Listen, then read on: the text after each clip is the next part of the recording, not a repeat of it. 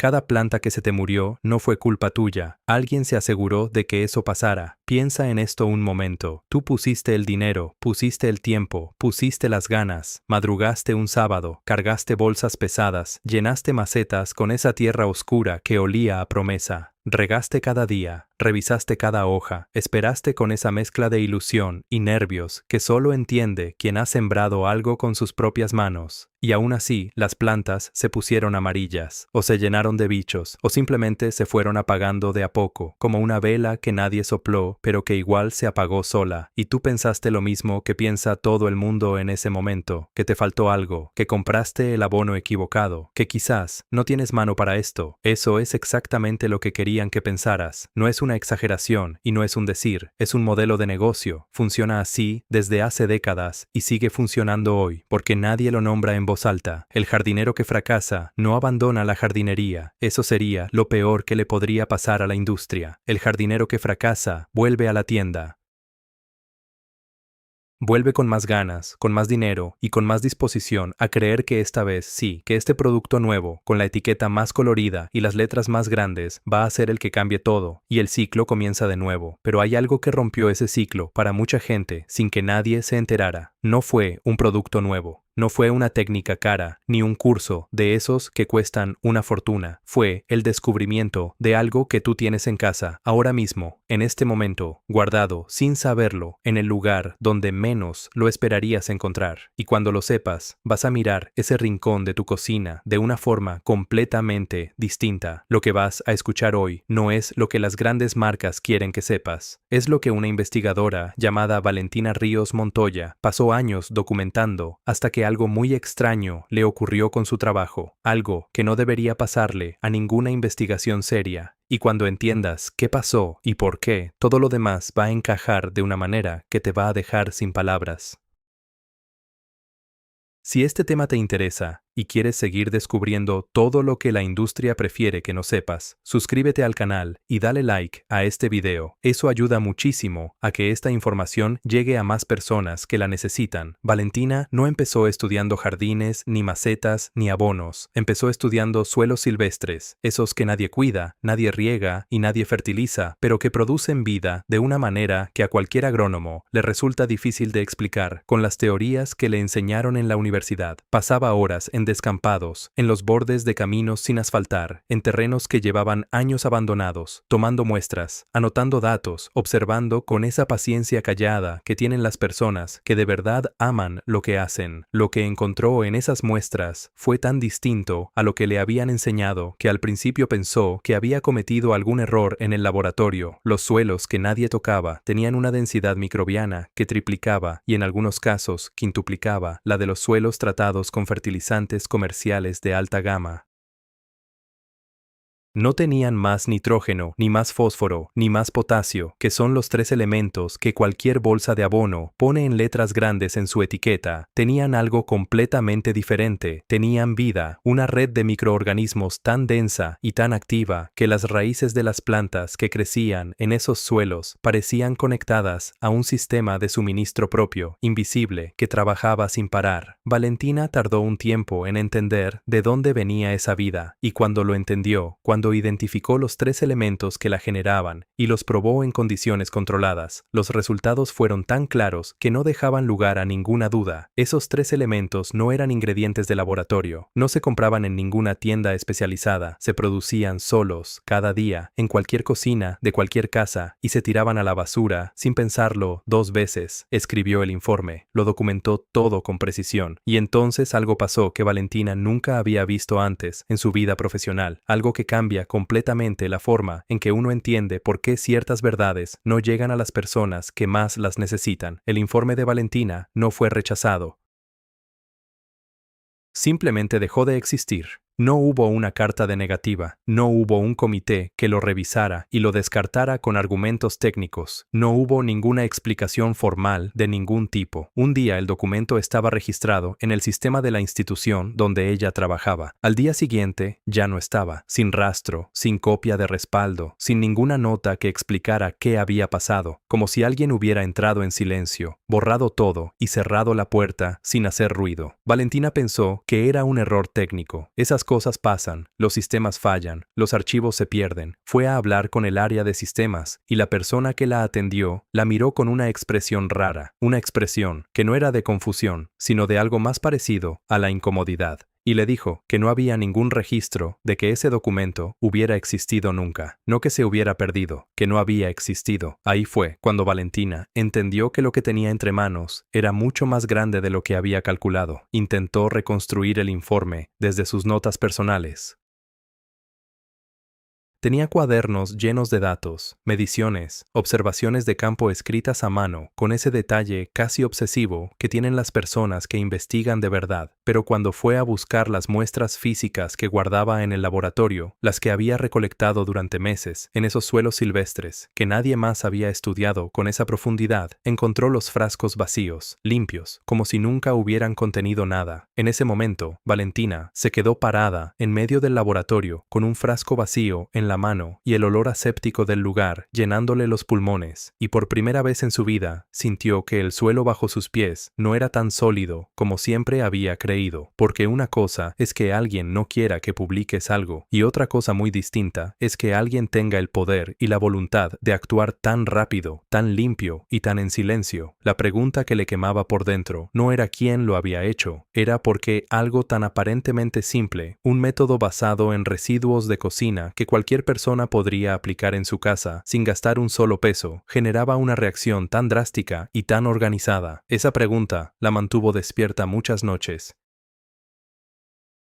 Y la respuesta, cuando llegó, fue más sencilla y más brutal de lo que esperaba, porque la sencillez era exactamente el problema. Si el método hubiera requerido ingredientes difíciles de conseguir, o un proceso complicado, o conocimientos técnicos especializados, no habría representado ninguna amenaza para nadie. Pero no era así. Era absurdamente accesible, cualquiera podía hacerlo, y eso lo cambiaba todo desde el punto de vista de quienes viven de que tú no puedas hacerlo solo. Lo que Valentina había descubierto no era solo una forma de mejorar el suelo, era una salida completa del sistema, una salida que no requería dinero, ni dependencia de ningún producto, ni visitas a ninguna tienda. Y eso, para ciertos negocios que mueven cantidades enormes de dinero cada año, no era un inconveniente menor, era una amenaza directa a su modelo entero. Valentina pasó un tiempo guardando silencio, no por miedo, sino porque estaba pensando, observando, entendiendo bien el terreno antes de dar el siguiente paso, y mientras tanto, siguió haciendo algo que nadie podía quitarle, porque nadie sabía que lo estaba haciendo. Siguió experimentando.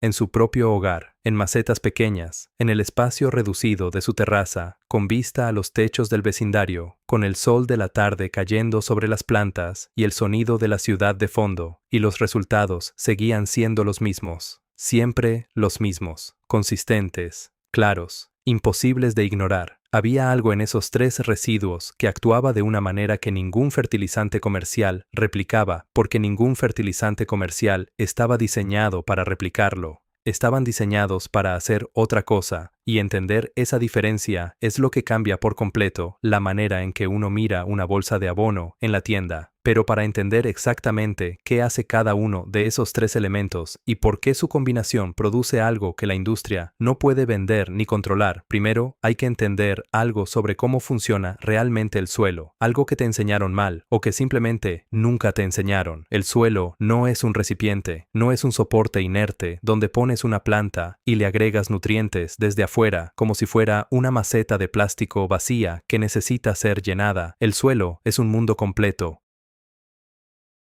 Un ecosistema con su propia lógica, sus propias redes, sus propios sistemas de comunicación que llevan funcionando mucho más tiempo del que llevamos nosotros comprando abonos en bolsas de colores, y Valentina había encontrado la manera de activar ese mundo sin gastar nada. La clave estaba en tres cosas que tú produces cada día sin darles ningún valor. Tres cosas que en este momento, mientras escuchas esto, probablemente están en tu basura esperando ser tiradas. Valentina encontró el documento que nadie debería haber visto. esto, y lo encontró por accidente. No estaba buscando pruebas de nada. Estaba en casa de una amiga que trabajaba en el área administrativa de una asociación del sector agrícola, esperándola en la sala mientras ella terminaba una llamada en la otra habitación. Sobre la mesa había una carpeta abierta, de esas que uno no mira con intención, sino que simplemente ve porque está ahí, frente a uno, con el texto visible desde donde uno está sentado, y el título que Valentina leyó sin querer la dejó completamente quieta. El documento tenía varias páginas y estaba lleno de términos técnicos mezclados con lenguaje de estrategia comercial.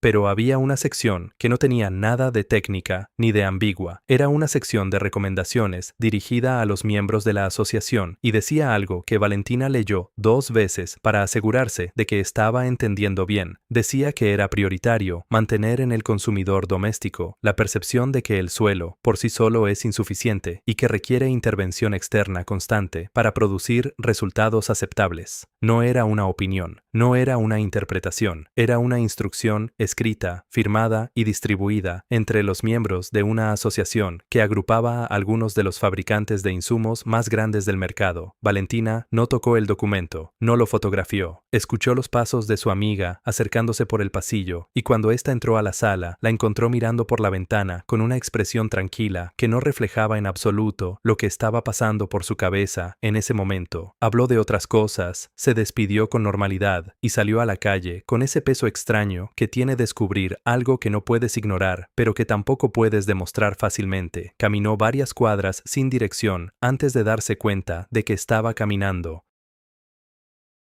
El sol de la tarde pegaba sobre el asfalto y el ruido del tráfico llenaba el aire, pero Valentina no escuchaba nada de eso, solo escuchaba esa frase girando en su cabeza. Mantener la percepción de que el suelo es insuficiente, no resolver el problema, mantener la percepción del problema. Eran 2 cosas completamente distintas, y la diferencia entre ellas valía cantidades de dinero que la mayoría de las personas no puede ni imaginarse, porque si el suelo no es insuficiente, si el suelo tiene la capacidad de generar por sí mismo todo lo que una planta necesita cuando se le dan las condiciones correctas, entonces toda la industria que vende la solución a esa insuficiencia construida artificialmente se cae, no se tambalea, se cae entera, y Valentina ya sabía, porque lo había comprobado en su propia terraza con sus propias manos, que el suelo sí tiene esa capacidad, que no necesita ser llenado desde afuera, necesita ser activado desde adentro, y que los activadores de ese proceso son 3 residuos que cualquier familia produce cada semana, sin excepción y sin costo alguno. Lo que ese documento le confirmó no fue solo que su investigación era correcta.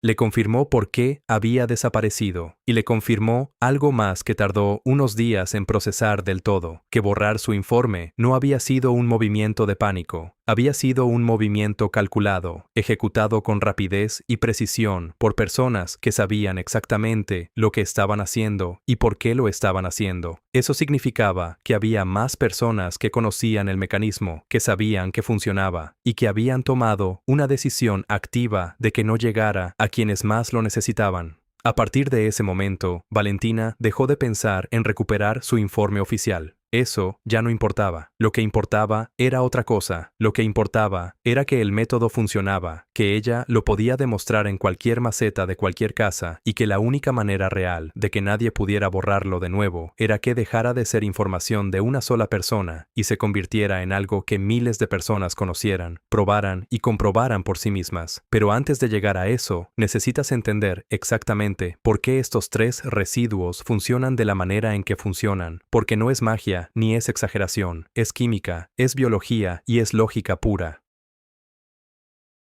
Y cuando lo entiendas, vas a darte cuenta de que la respuesta siempre estuvo en el lugar más obvio del mundo. El primero de los 3 elementos es el pozo del café, ese residuo húmedo y oscuro que cada mañana termina en la basura después de preparar el desayuno. La mayoría de las personas lo ve como algo sin valor, porque ya cumplió su función, ya dio el café, ya no sirve para nada más. Pero esa percepción es exactamente el tipo de error que nos han entrenado para cometer sin darnos cuenta, porque el pozo del café tiene Tiene una estructura interna que a simple vista no se puede apreciar, pero que bajo un microscopio revela algo fascinante. Está lleno de cavidades diminutas, miles de pequeños espacios vacíos que forman una red porosa de una densidad que muy pocos materiales naturales igualan. Un gramo de pozo de café contiene una superficie interna equivalente a la de una cancha de tenis completa, y esa superficie es el hogar perfecto para las bacterias beneficiosas que transforman el suelo en algo vivo. Pero hay un problema con el pozo solo, y ese problema es la razón por la que el segundo elemento no es opcional. El pozo del café usado solo no alimenta el suelo, lo envenena lentamente. Eso es lo primero que Valentina tuvo que entender cuando empezó a experimentar en su terraza, y es lo primero que tienes que entender tú ahora, para que no cometas el error que comete la mayoría. El pozo del café tiene un nivel de acidez que por sí solo desequilibra el pH del suelo de una manera que las raíces no toleran bien. Las plantas crecen despacio, se ven débiles, las hojas pierden color, y entonces la persona que lo intentó llega a la conclusión lógica pero equivocada de que el pozo de café no sirve para nada en el jardín. Lo descarta y vuelve a la tienda. Pero el problema nunca fue el pozo. El problema fue usarlo sin el segundo elemento. La cáscara de huevo es el contrapeso exacto que el pozo necesita. No es una coincidencia ni una casualidad que estos dos residuos se complementen de esta manera. Es química pura. La cáscara de huevo está compuesta en su mayor parte por carbonato de calcio, que es alcalino, y cuando entra en contacto con la acidez del pozo de café en un suelo húmedo, empieza a ocurrir algo que ningún fertilizante de bolsa puede reproducir de la misma manera. La cáscara no se disuelve de golpe. Se disuelve de forma gradual, lenta, controlada, liberando calcio en pequeñas dosis continuas, exactamente en la medida en que el suelo lo necesita. Valentina lo describía como un sistema de liberación inteligente, no porque tuviera inteligencia en ningún sentido literal, sino porque respondía a las condiciones del entorno. Cuando el suelo se volvía más ácido, la cáscara se disolvía un poco más rápido. Cuando el equilibrio se recuperaba, el proceso se frenaba solo. Era un mecanismo de autorregulación que llevaba funcionando en la naturaleza mucho antes de que alguien inventara un fertilizante de liberación lenta y lo pusiera en una bolsa con precio alto. Pero hay algo más que hace la cáscara de huevo que va mucho más allá del calcio y el pH, y esto es lo que Valentina documentó en sus experimentos con una precisión que la dejó sorprendida incluso a ella. El calcio que se libera de la cáscara en ese proceso gradual no solo llega a las raíces, llega a las paredes celulares de la planta completa, y lo que hace ahí es construir estructura. Las células con suficiente calcio son más densas, más resistentes, más difíciles de penetrar. Una planta con paredes celulares bien construidas es una planta que los hongos patógenos y ciertos insectos no pueden dañar con la misma facilidad porque literalmente no encuentran el punto de entrada que buscan. En términos simples, la cáscara de huevo le da a la planta algo parecido a una armadura construida desde adentro, no desde afuera con un spray, desde adentro, con sus propios materiales, a partir de lo que la raíz absorbe del suelo. Y eso es algo que ningún producto que compras en una tienda puede hacer de esa manera, porque ningún producto que compras en una tienda está diseñado para que la planta se defienda sola, está diseñado para que tú sigas comprando el producto. Ahora bien, con el pozo y la cáscara ya tienes dos elementos que se complementan y se equilibran. Tienes un hogar para las bacterias beneficiosas y tienes un sistema de mineralización gradual que fortalece la planta desde la raíz. Eso solo ya es considerablemente mejor que la mayoría de los abonos comerciales que existen, pero sin el tercer elemento, sin la piel de cebolla, el sistema está incompleto de una manera que marca una diferencia enorme en los resultados finales. Y la razón de esa diferencia tiene que ver con algo que Valentina tardó más tiempo en entender, porque requería pensar el suelo no como un depósito de nutrientes, sino como un sistema de comunicación. Un sistema donde las plantas y los microorganismos no solo coexisten, sino que se envían señales constantemente. Señales que determinan quién se acerca, quién se va, qué se produce y qué se bloquea. La piel de cebolla es la pieza que activa ese sistema de comunicación. Y lo que hace dentro del suelo cuando se combina con los otros dos elementos es algo que Valentina observó en sus macetas, con una mezcla de asombro y satisfacción que describía como la sensación de ver funcionar algo que debería haber sido obvio desde el principio, pero que nadie se había molestado en mirar de cerca. La piel seca de cebolla contiene quercetina en una concentración que pocos vegetales igualan. La quercetina en el suelo actúa como una señal química que los microorganismos beneficiosos reconocen y hacia la que se mueven.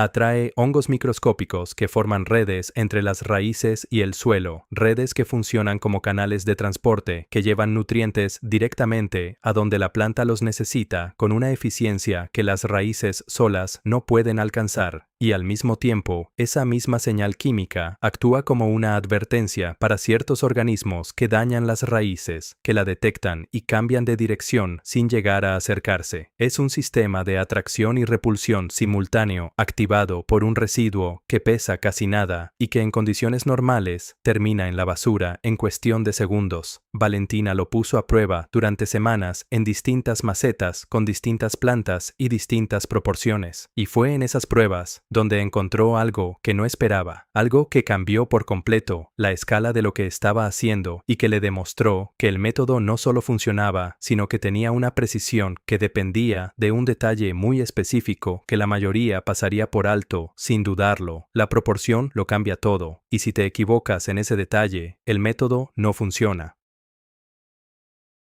Eso fue lo que Valentina descubrió en sus semanas de pruebas en la terraza, y es lo que marca la diferencia entre las personas que intentan algo parecido y no ven resultados, y las que de repente tienen más plantas de las que esperaban. No es suficiente con tener los tres elementos, tienen que estar en la proporción correcta, y esa proporción es 5 partes de pozo de café, 2 partes de cáscara de huevo molida y 1 parte de piel de cebolla seca. Valentina llegó a esa proporción después de probar muchas combinaciones distintas. Con más cáscara, el suelo se volvía demasiado alcalino y las bacterias del pozo no se reproducían a la velocidad necesaria. Con más piel de cebolla, la señal química se saturaba y en lugar de atraer microorganismos beneficiosos, generaba una concentración que los neutralizaba. La proporción 5:2:1 no es arbitraria, es el punto exacto donde los tres elementos se potencian mutuamente sin que ninguno interfiera con los otros dos, pero la proporción es solo la primera regla. La segunda regla es igual de importante y tiene que ver con algo que parece un detalle menor, pero que en realidad determina si el proceso va hacia la fermentación o hacia la putrefacción. Y la diferencia entre esas dos cosas es la diferencia entre un suelo vivo y un suelo muerto. La humedad es el factor que lo decide todo en ese momento inicial. Si mezclas los tres elementos con humedad, si el pozo está recién hecho y todavía tibio, si la cáscara tiene restos de clara y la piel de cebolla tiene cualquier nivel de humedad superficial, las bacterias que se activan primero son las bacterias de descomposición anaeróbica. Esas bacterias producen ácidos y gases que matan las raíces jóvenes y generan un olor penetrante que lo confirma. El proceso se fue por el camino equivocado y ya no tiene vuelta atrás. Por eso, el primer paso, antes de mezclar cualquier cosa, es secar completamente los tres ingredientes. El pozo se extiende en una superficie plana y se deja al aire libre hasta que pierde toda la humedad y queda suelto y seco al tacto, sin ningún grupo. La cáscara se deja secar de la misma manera y después se tritura hasta obtener un polvo fino. Cuanto más fino, mejor, porque el tamaño de las partículas determina la velocidad a la que el calcio se libera en el suelo. La piel de cebolla generalmente ya está seca cuando se pela, pero si tiene alguna parte blanda o húmeda, esa parte se descarta. Valentina hacía todo esto en su cocina, sobre la mesada de madera clara que tenía junto a la ventana por donde entraba la luz de la mañana. Guardaba los ingredientes secos en frascos de vidrio separados, con una pequeña etiqueta escrita a mano en cada uno. Había algo casi ceremonial en ese proceso, algo que ella misma reconocía con una sonrisa, pero que tenía una lógica detrás muy concreta. Mantener los tres ingredientes separados hasta el momento de mezclarlos garantizaba que cada uno conservara sus propiedades individuales sin reaccionar antes de tiempo.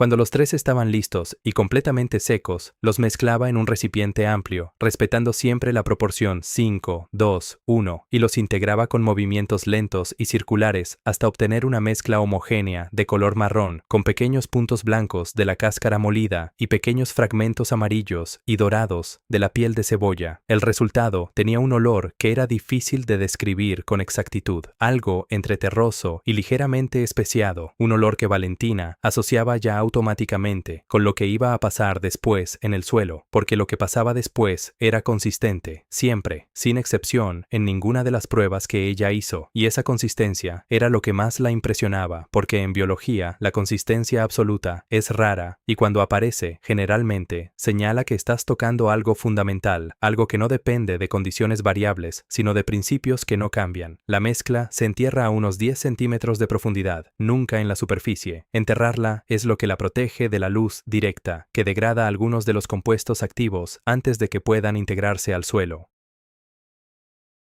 Se cubre bien con la tierra que se retiró, se riega con suficiente agua para humedecer todo sin encharcar, y después viene la parte que a muchas personas les cuesta más, la espera, 14 días sin plantar nada encima, 14 días en los que el suelo trabaja solo en silencio y oscuridad, sin que tú puedas ver nada desde afuera. Valentina describía esa espera como el momento más honesto del proceso, porque es el momento en que dejas de controlar y confías en que el sistema haga lo suyo. Y el sistema siempre lo hacía. Al 14º día, cuando abría la tierra con cuidado para revisar cómo estaba el sustrato, encontraba siempre lo mismo, una red fina y blanca tejida entre las partículas de tierra, tan delicada que si no sabías lo que estabas mirando, podías confundirla con cualquier cosa, pero Valentina sabía exactamente lo que era. Era micelio, el inicio de una colonia de hongos beneficiosos que ya habían tomado el suelo como suyo y que estaban listos para conectarse con cualquier raíz que llegara. Ese era el momento de plantar, y lo que venía después de ese momento era la razón por la que esta historia existe.